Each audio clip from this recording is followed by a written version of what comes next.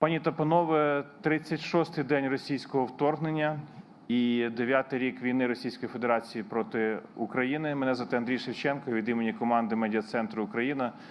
Я вітаю всіх журналістів, які розповідають світові про нашу битву за свободу.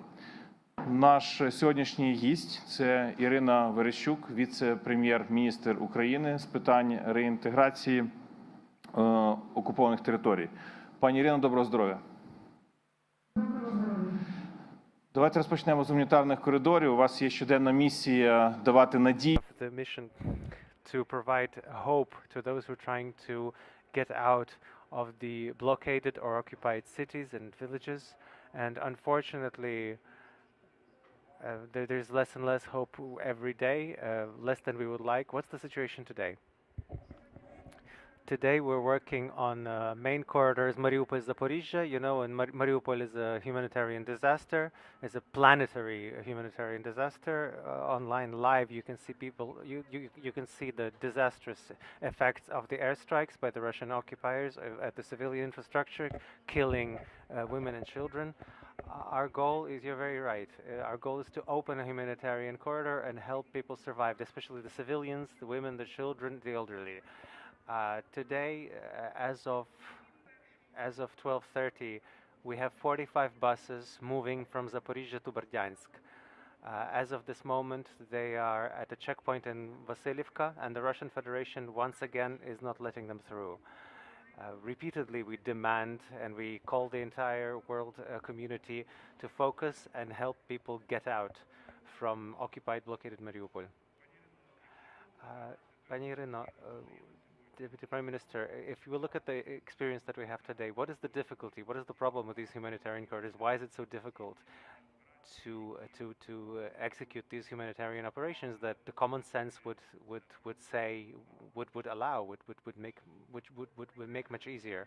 Well, first of all, we don't have a mediator. We don't have a mediator that might insert themselves between the sides and note the facts of the violation of the ceasefire. For instance, let's say we agree in the evening that at 9 in the morning our side and the occupier side stop ceasefire. Then we don't have either the UN or the Red Cross present or other structure that might note the violations of the ceasefire. We don't have a single mechanism of getting the Russian side of why the Russian side, I will explain, when this ceasefire is violated. I'm talking about the responsibility of the Russian side because the peculiarity of the humanitarian corridors is that they run through temporarily occupied territories. That's the territory that is being kept and controlled, I hope controlled, because often we don't have effective control, and the Donetsk People's Republic are shelling or shooting at humanitarian convoys and columns. Much like with Mariupol, we do not have our military there.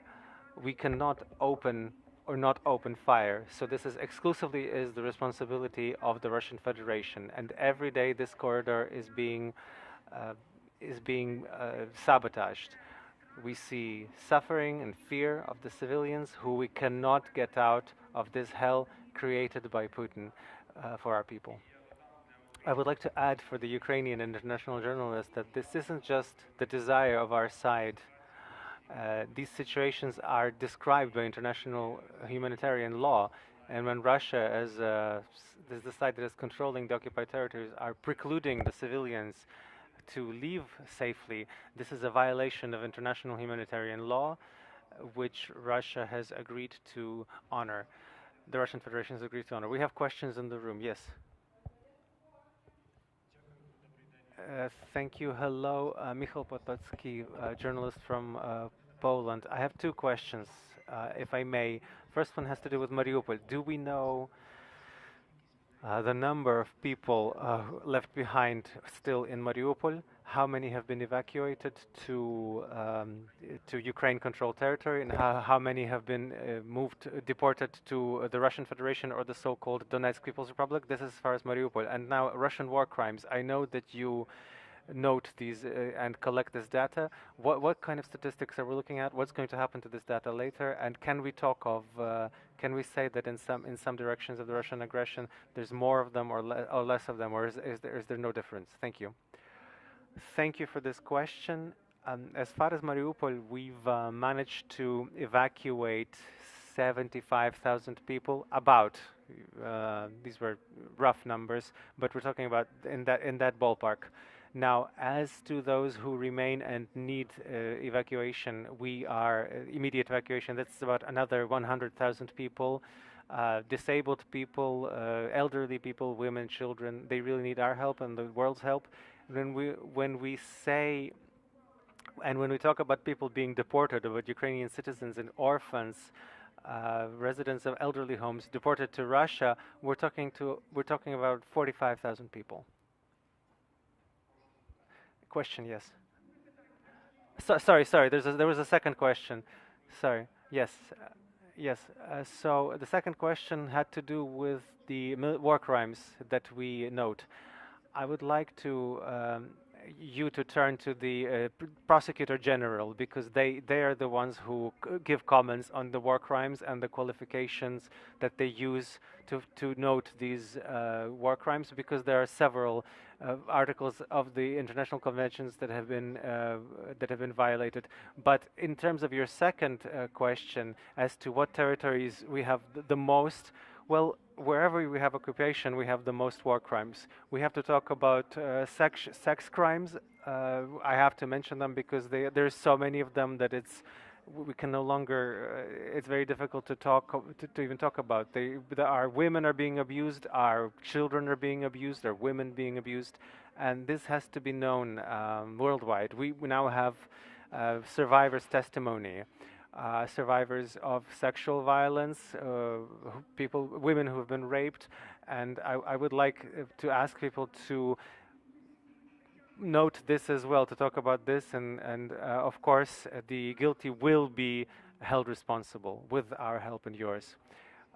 Pani Iryno, now that we're mentioning Mariupol, there is a personal story that many people are watching in the journalistic community. It's the story of the girl named Kira Obodynska, who was forcefully deported to the so-called Donetsk People's Republic, which is,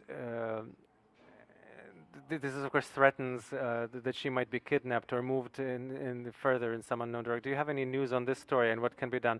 I have officially turned to the Russia's ombudsman, Ms. Moskalkova, on this problem. I know that there is a grandfather. She has a grandfather in Ukraine who could take her, and we demand from the Russian Federation to return Kira, who is an orphan who has lost her parents in this war, and or rather lost one of her parents. Her mother had died earlier, and I would really like us to focus our efforts and help this little but strong girl who really wants to come home and has every right to come home. And only those who have decided that they can dictate the vision of the world after this war, they think they will remain unpunished for these deportations and the crimes that they perform. For international journalists, I would like to say that we are in touch with Kira's family, and those of us who would like to be in touch with this family for your stories, we will help you do that. Question, please. Deputy Prime Minister Andres Kipani, Financial Times of London. I have two questions as well, quickly. Number one, is there really a ceasefire in Mariupol as the Russians announced yesterday? And today, they said it's going to start today at 10 a.m. And then secondly, we heard there's been some issues between the Ukrainian government and the International Committee for the Red Cross. We would like to know what has happened and what's the situation. Thank you very much.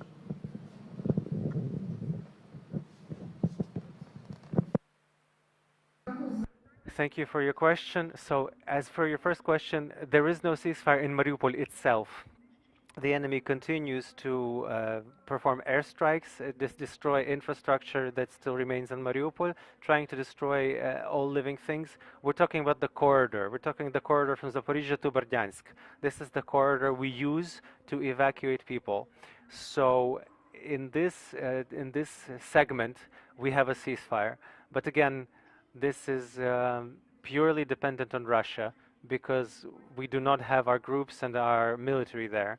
At this point, these are the obligations that Russia has taken on before the world.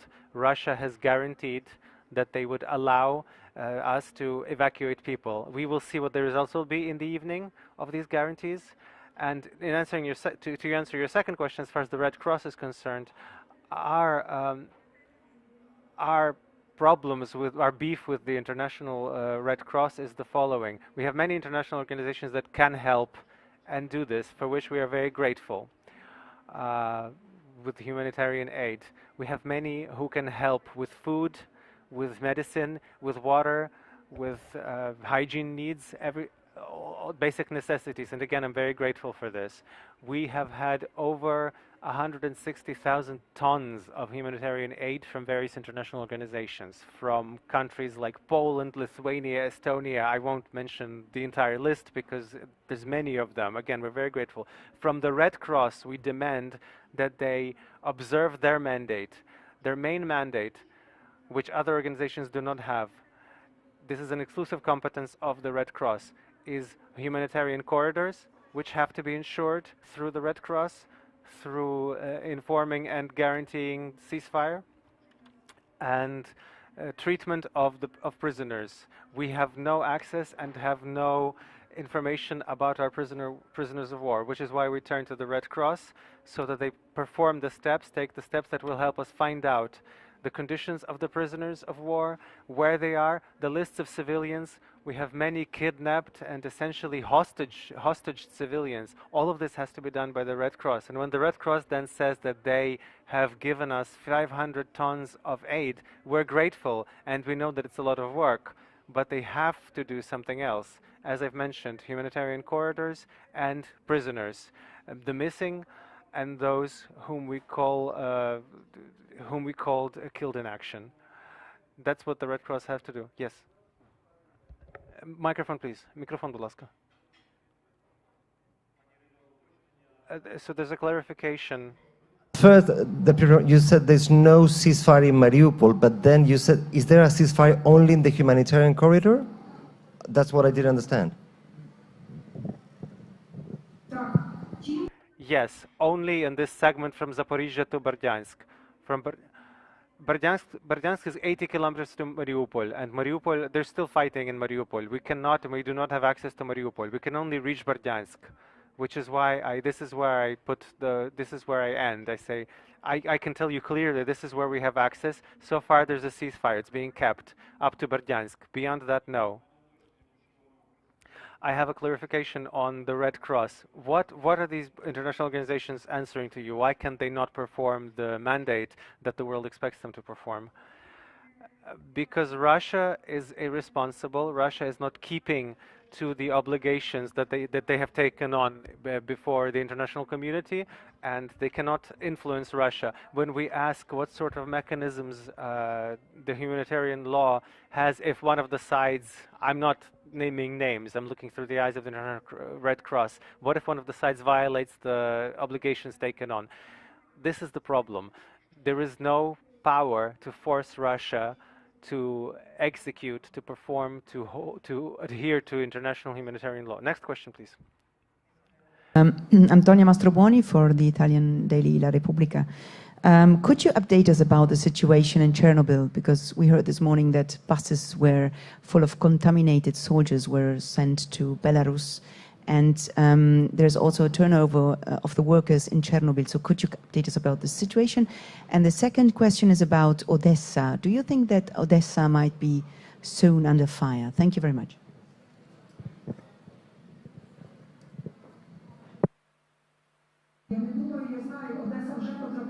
I don't think I know. Odessa has been hit from the sea, has been targeted from the sea. As you know, Putin is preparing airstrikes again, and this won't even be, it's undoubtable. As you know, he's targeting all the cities, including even Lviv, Zaporizhzhia, of course Odessa and Mykolaiv too. There's no question.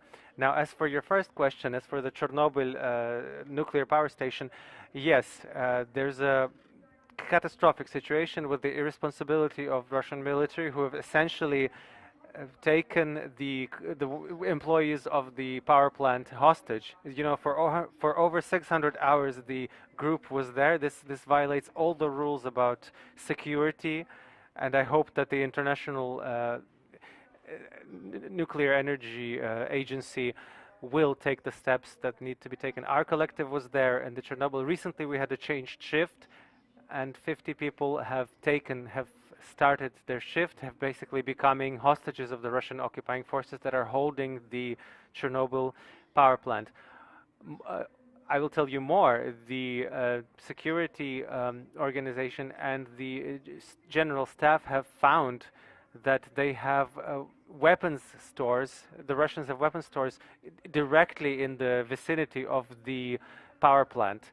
Perhaps you have seen the photographs on the websites of the movement of the troops and especially ammunition and weapons that can self-detonate. The example in Belgorod, you remember the recent example in Belgorod, there was an example where there was a case where, thanks to the mistakes, we call it the silliness of the people who were supposed to be responsible, there was a weapons storing facility exploded. Again, I repeat, we have to demilitarize the Chernobyl power plant. The Enerhodar, we need our power plants which can threaten entire Europe, and we understand this very well. And we have turned to the UN Security Council. I have personally signed a letter to Mr. Gutierrez to demilitarize the Chernobyl area, the area of the power plant, because this truly is an uncontrolled process, and Russia does not control this process, and this irresponsibility can lead to a disaster, a much broader disaster than just the territory of Ukraine.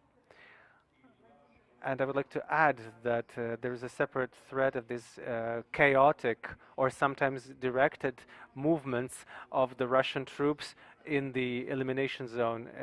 We're talking about the contaminated territory, and when all of this when all of this comes up in the air, this is a massive threat both for the occupiers and for the millions of people living in the radius of the hundreds of thousands of miles around there. Next question in the last row.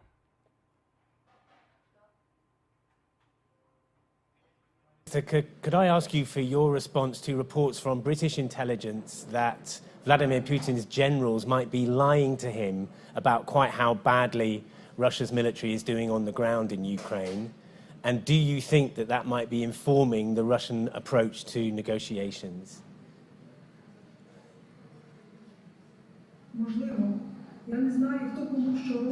Possible. I don't know. I don't know what they're doing with Putin, but it's their responsibility. It's on their conscience to the world and the Ukrainian people.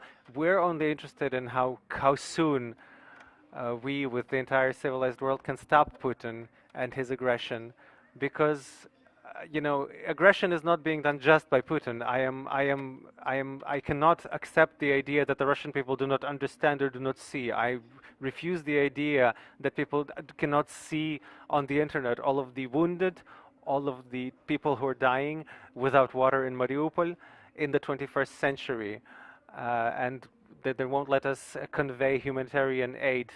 I do not believe that people in their right minds do not understand that Russia's aggression is threatening not only Ukraine, but threatening the entire world, threatening ecological crisis, energy crisis, food crisis that will not only affect Ukraine. Yes, of course, we're paying with our lives and the health of our people, particularly the civilian lives, where hundreds and thousands of women and children and civilians are suffering under airstrikes because we cannot protect ourselves from the sky, because we do not have the proper anti-air defense. However, the whole world will be affected, and the sooner we unite, the sooner we join our efforts, the sooner the civilized world stops fearing and starts looking clearly at what's happening in Ukraine and make decisions which should be arm us to defend ourselves and defend you.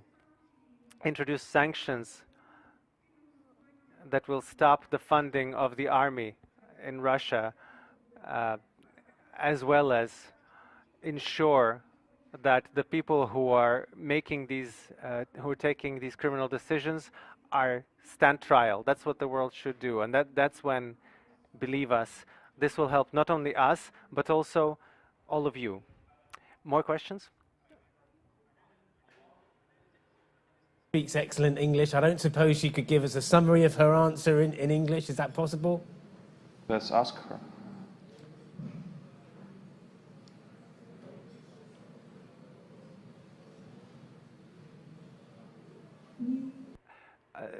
No, I have to use translation. I'm an official, and I would like to my word to be translated, because, you know, words matter, and it's my responsibility before the world.